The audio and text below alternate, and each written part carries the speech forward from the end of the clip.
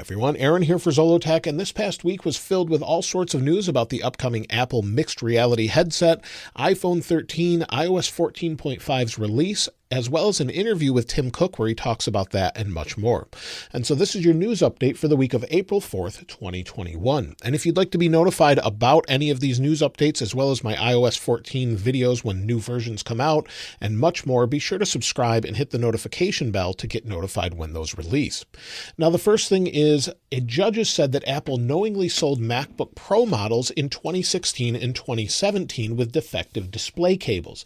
Now, if you have a 2016 or 2017 MacBook Pro, the issue is that there's a flex cable that goes from the display to the logic board underneath, and as you open and close the display on a MacBook, over time this could wear out and cause problems with the display. It's known as DisplayGate. Quite a few people have experienced this. I haven't seen this on the 2016 or 2017 models, but for those that have, it's quite an issue, and a judge has ruled that they knowingly didn't fix this issue and then later fixed it in future designs in 2018. And so they've allowed a potential class action lawsuit to go forward to address that issue.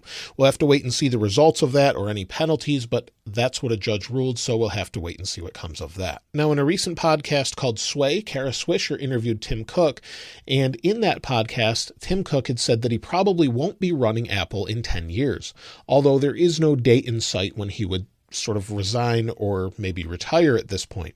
Now, this makes a lot of sense. Tim Cook is about 60 years old, and in 10 years, being 70, he probably wants to take a break and retire, although he can't imagine himself not being with Apple. So we'll have to wait and see if there's some sort of date, maybe someone that he has in mind to move into that CEO position.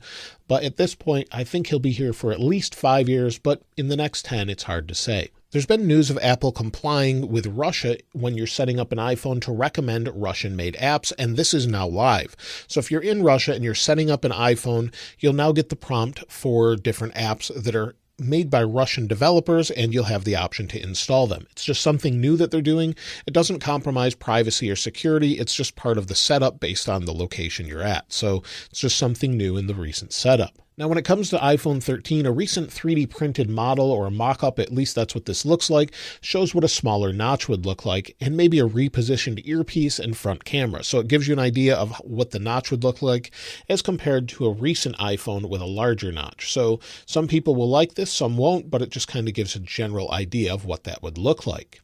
So it does look like we will definitely get a smaller notch based off some leaks earlier last week or so where they showed the front glass of the displays for the upcoming iPhone 13 lineup. So that seems to make a lot of sense. It just shows you what it might look like. Now, according to Ross Young, who's an analyst, he said that the third generation iPhone SE will launch in the first half of 2022 with a similar sized 4.7-inch display. Now, whether or not it has the same sort of form factor or looks more like an iPhone 12 mini, for example, is yet to be seen, as that's a ways off.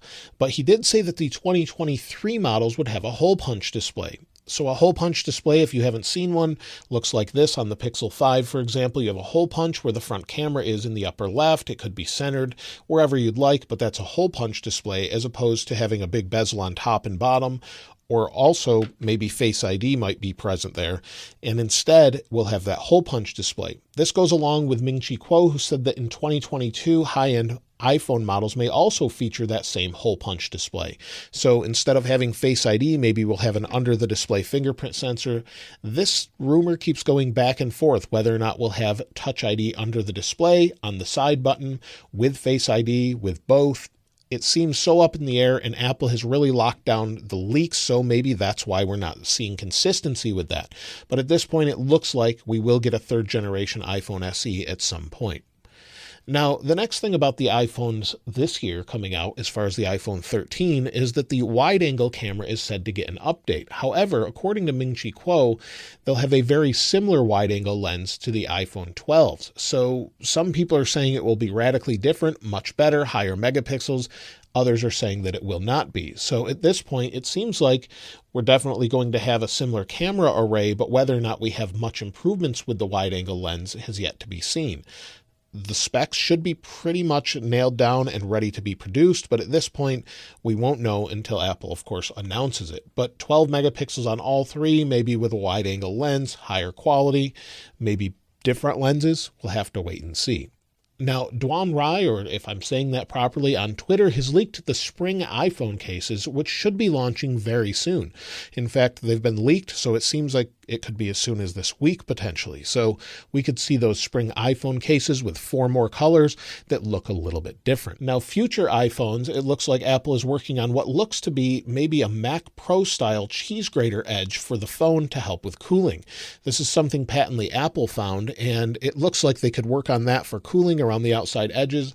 Although the outside edge could look nice, it probably would not make a whole lot of sense since it would capture a lot of dust or debris and also be fairly uncomfortable to hold, I would imagine. But Apple's always working on new designs, whether that be internal for the cheese grater style or that sort of milled look where it gives a lot of strength but also has a lot of ventilation, or it's just sort of a concept idea for some future product is yet to be seen. But that looks pretty interesting for a phone, but at this point we'll have to wait and see if it actually comes out. They're always trying new things, but the patent shows this could be a potential in the future. Now, as far as when to expect iOS 14.5 release candidate and its final release, I believe we'll see the release candidate as soon as tomorrow or Wednesday based on their week-over-week release of betas. It's possible we could see beta 7, but based on the podcast I mentioned earlier, Tim Cook had said that the app tracking transparency update would be out in a few weeks.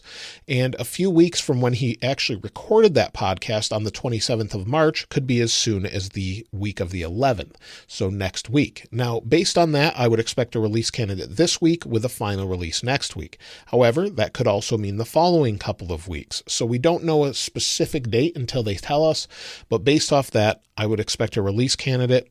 If we don't get a release candidate and we get beta 7, then we would have a release candidate after that and then a final release the following week. So that's generally how Apple does things, but they have not given us a specific date, for example.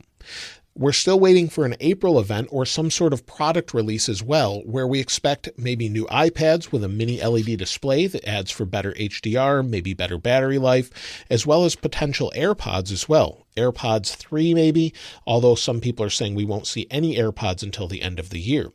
We're also expecting other things such as WWDC in June. We know that that is on the 7th, and we'll see iOS 15, watchOS 8, macOS 12, tvOS 15, and maybe some other things as well.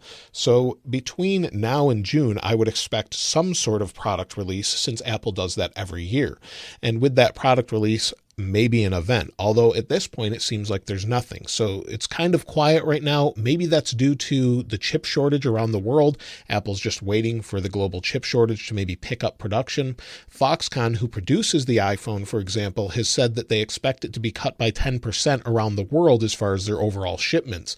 And they don't just make products for Apple, but they make things for Google and Microsoft and many others. So that chip shortage is affecting about 10% of global shipping through their company. So it definitely could be affecting this release. So maybe that's why we didn't have an event in March, or maybe not, but I'm looking forward to some new products. And other than the iPad and AirPods, I'm looking forward to an iMac. And Love to Dream recently just tweeted that the iMac could be a larger display as well. They could have a larger option, maybe 32 inches or 30 inches, similar to that of the Pro Display XDR. So I'd look really forward to that. Mark Gurman is said to expect smaller bezels and no chin, and so I'm looking very forward to that, and hopefully we'll see something with that very soon. Now that leads me to the Apple mixed reality headset. According to Mark Gurman of Bloomberg, Apple is planning to announce its mixed reality headset within the next few months at an in-person event. Now, this was a little bit surprising since WWDC in June is not in person, so maybe it'll be later in the year, maybe around September with the iPhones. If everything is sort of back to as much normal as possible, then we could possibly see an in-person event with that release. Now, it's rumored to have an 8K display on each eye, as well as 15 cameras or so around the outside to track movement and gestures. And in the interview that I mentioned before, Apple also said that they want to use AR to make conversations better by showing graphs or maybe different things that you're talking about in real time. So that could be very interesting to see in person. I would love to have that sort of event take place again where we have in-person events, but we'll have to wait and see. I'm fairly excited about this since I do use an Oculus from time to time. I would love to see an Apple mixed reality headset and see what they could bring with all of the sort of things that they're good at. So let me know what you think in the comments below, what you're most excited for. And if you'd like to get your hands on this wallpaper, of course, I'll link it in the description below. If you haven't subscribed already, though, please subscribe. And if you enjoyed the video, please give it a like. As always, thanks for watching. This is Aaron. I'll see you next time.